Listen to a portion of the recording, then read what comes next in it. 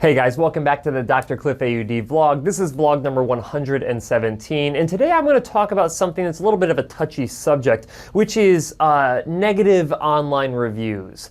And what I mean by this is actually, like in my clinic, getting negative reviews, particularly one-star reviews on Google, and kind of like the thought process that goes behind that on my end as the clinic owner.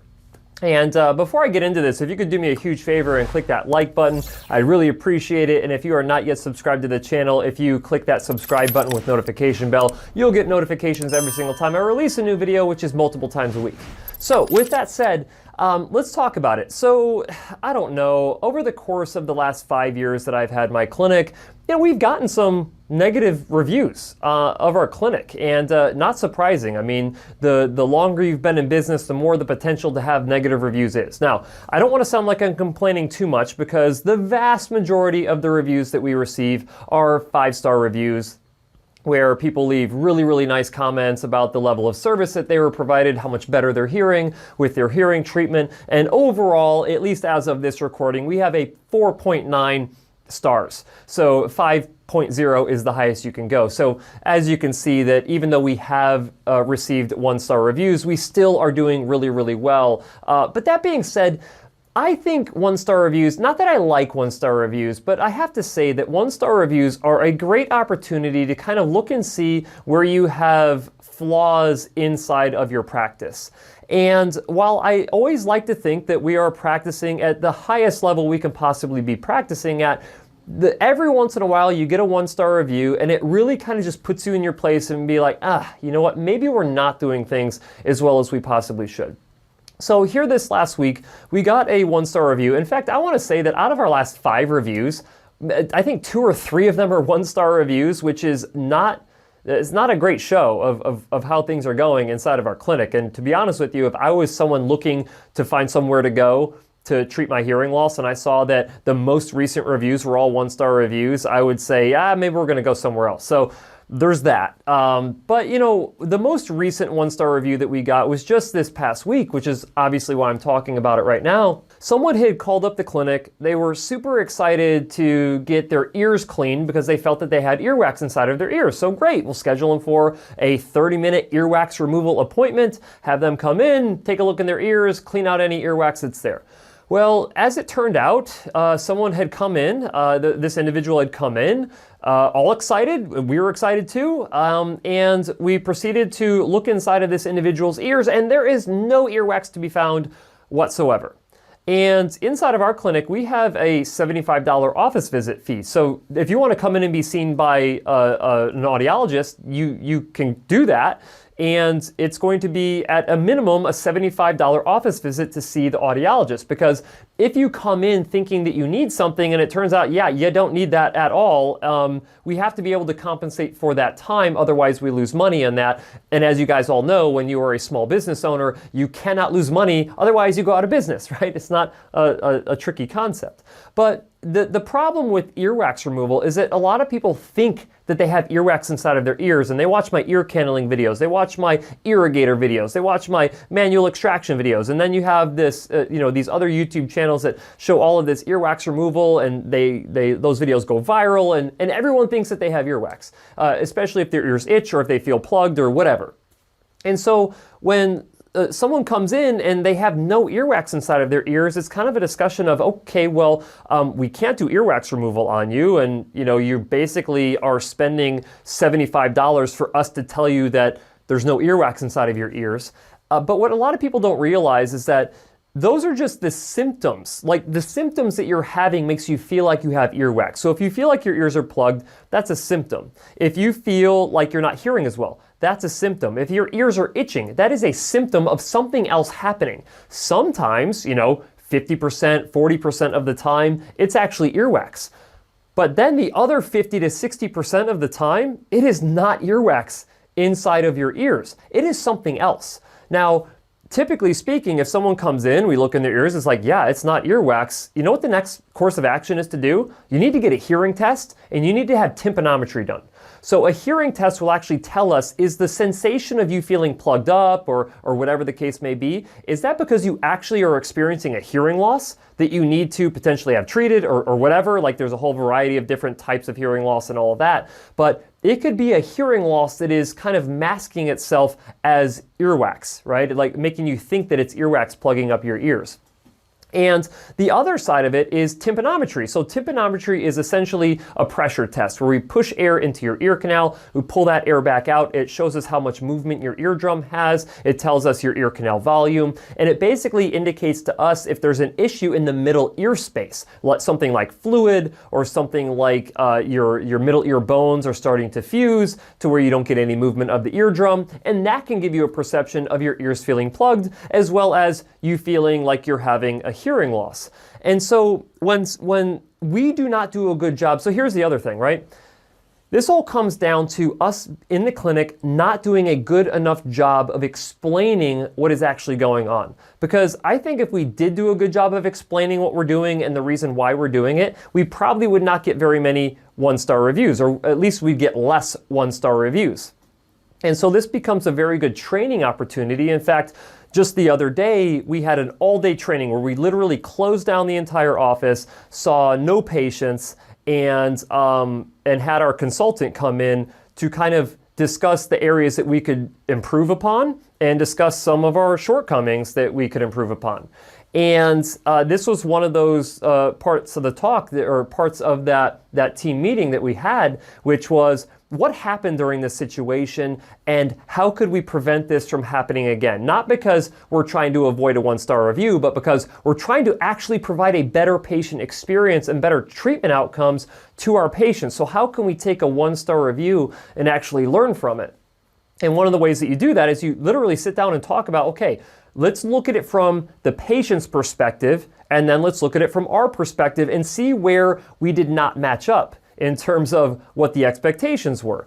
And so I really just feel like, you know, when someone calls in, they think they need something. For instance, like if someone calls in and say, yeah, I need hearing aids, it's like, well, we can make an assumption that hearing aids is what you need, but if you come in and you don't have a hearing loss and the things that you're talking about would not justify actually being treated with hearing aids, we can't treat you with hearing aids.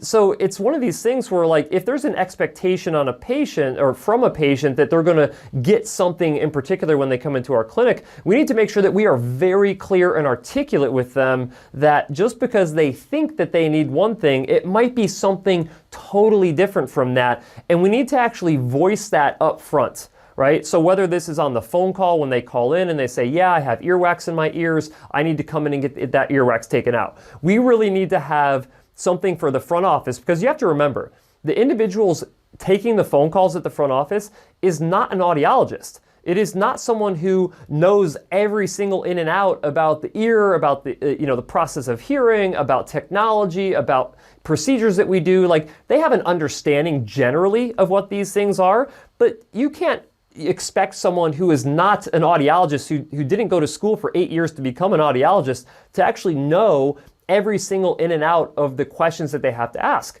So what that means is that us as a clinic, as audiologists in the clinic, have to make sure that the front desk is trained enough to understand that they might need to ask some additional questions in these scenarios. Just because someone says that they need earwax removed doesn't mean that we can just jump to the conclusion of, oh, well, let's just get you scheduled for an earwax removal appointment and then you'll be good. Because that sets the expectation that earwax removal is actually going to happen at that particular appointment. And so we really need to have a series of questions, and this is something, again, that we just talked about the other day. We're going to have a series of questions that we ask individuals who are calling in for earwax removal in order to determine, or at least have them understand as the patient, that you could come in for this and it is totally possible, in fact, in most cases, probable, that you do not have an earwax issue. You may have a completely different issue that you think is earwax, but it is not earwax. So when you come in and we look in your ears and it is not in fact earwax, there are other things that we really need to be doing, like a hearing test and tympanometry, so we can actually get to the root of the problem. Because here's the thing, if you come in and you do not have earwax, and you're like, well, what's going on? And it's like, well, we think you should do a hearing test and tympanometry. And they say, well, I don't want to do that stuff. I came in here for earwax. It creates a situation where they feel like they were taken advantage of as a patient. And that is something that obviously we do not want to do. We are trying to do in every single possible case what's in a patient's best interest inside of the clinic. And, you know, in this particular instance, I don't think that we were communicating in a way to help the patient understand that they needed to have a hearing test and tympanometry, because even if you go to an otolaryngologist, an ear, nose, and throat specialist, guess what they're going to do? They're going to say, oh, well, there's no wax in your ears. You need to go get a hearing test and have tympanometry done so we can understand what the heck is going on with your ears. So we should have been more direct and forward and even upfront, even before we looked in this patient's ears, to ensure that they knew what the expectation was going to be if there was no earwax inside of their ears. So that way they didn't feel like they just wasted money coming in just to be told that, oh, it's not that, so we're done here. Took 5 minutes or less to do that, and they're out 75 bucks. So, you know, but the thing is that, and I know that we're all probably thinking, well, if they're only in there for 5 minutes, why even charge them anything at all? Well, you have to remember, we block off a certain period of time for these patients so we can do these procedures on them. And if they come in thinking they need one thing and it turns out that's not the case, that's not what they need, then we are out all of that time. And that time is expensive. Like, I'm paying staff, I'm paying rent, I'm paying to keep the lights on, like I'm paying all of these expenses to have that certain period of time be available for a patient to use and actually pay for, so we can meet our expenses and then make a little bit of a profit. And to be quite honest with you, that office visit fee, that only helps us meet our expenses. That we don't even make any profit. So like if someone comes in for 30 minutes and we charge them a $75 office fee, we are not making money in that particular situation. We are essentially breaking even, which is why we have to have that in there for that time. So it's not as simple as like, oh, well, you thought you had earwax, you blocked off 30 minutes of our time. We're just gonna, you know what, you don't have to pay anything. Well, we can't do that because then we lose money. If we were to do that over and over and over again, we would go out of business and now we're not able to look in anybody's ears or remove any earwax, right? So, you know, it really comes down to communication. And the fact of the matter is that it's ironic that we happen to be in a profession that is all about communication disorders and overcoming those communication difficulties. And we need to be master communicators inside of the clinic. We have to make sure that our patients know exactly what the expectations are at all times. And any time that we falter from that, we are leaving ourselves open to getting a negative review, to the point where then once we get that negative review, we need to talk about it so we can overcome that shortcoming. So, you know, feedback is very important. Positive feedback is important. Negative feedback is even more important. We need to make sure that we continue to do the things that we're doing well, really well, and we need to continue identifying the things that we're not doing very well and make them substantially better. And to be honest, I am never mad any single time that we get a negative review on my clinic. We all take it as a learning opportunity. Does it feel good? No. It doesn't feel good. But at the end of the day, you have to be able to take the good with the bad, or rather the bad with the good, in order to improve.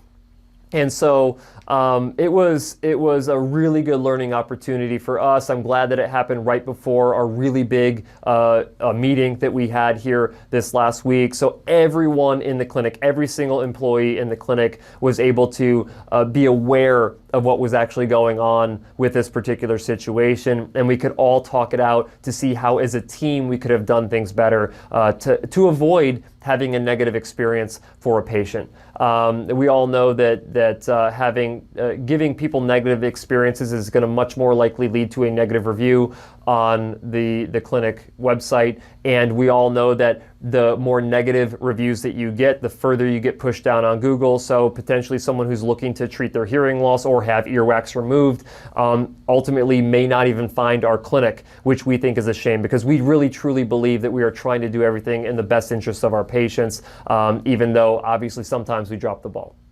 So that is really what I wanted to talk about today. This holds me accountable. It really makes it to where, airing the dirty laundry here, like we are not perfect. But by having these discussions, I think that it keeps us accountable for improving and being better each and every single day that we go into the clinic. So I appreciate you guys watching this video. I'd appreciate any type of feedback that you have. If that type of situation happened to you where you thought you had earwax and you scheduled an appointment, it turned out not to be earwax, what you would have felt by that particular situation as well. So go ahead and leave that down in the comment section. I'll make sure that I try to read every single comment on this video. So with that said, guys, I really appreciate it. And as always, I'll see you next week.